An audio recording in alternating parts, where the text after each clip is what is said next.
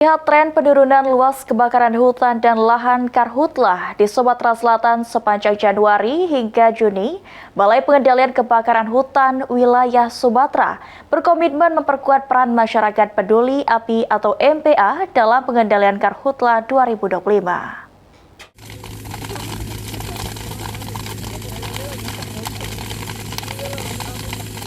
Berdasarkan data Sistem Informasi Pengendalian Kebakaran Hutan dan Lahan atau SIPOGI, luas kebakaran hutan dan lahan karhutla di Sumsel mencapai 43,08 hektar periode Januari hingga Juni 2025.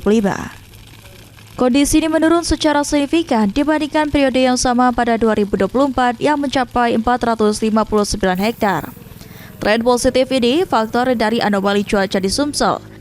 Melihat tren positif tersebut, Kepala Balai Pengendalian Kebakaran Hutan Dalkarhut Wilayah Sumatera, Ferdian Krisnanto mengatakan, pengendalian karhutla tahun ini dengan memperkuat peran masyarakat peduli api atau MPA. Hal ini juga dilakukan dampak dari keterbatasan anggota Magala Agni yang hanya berjumlah 245.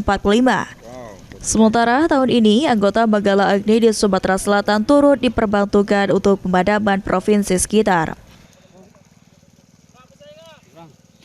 Dan kami pun sebenarnya sudah mulai di Maret kemarin pun kami sudah banyak patroli juga, sampai sekarang pun kita sudah menyebar patroli juga, tidak ada strategi khusus, hanya mungkin penguatan dari kekuatan MPA yang masyarakat peduli api itu akan banyak kami sentuh kembali untuk memperkuat, karena sumber daya kami terbatas juga, ketika masyarakatnya banyak bisa dirangkul itu mungkin kekuatan yang bagus juga gitu. Balai Dalkarhut Wilayah Sumatera juga melakukan pemetaan terkait daerah rawan kebakaran di Sumatera Selatan. Tim Liputan PAL TV.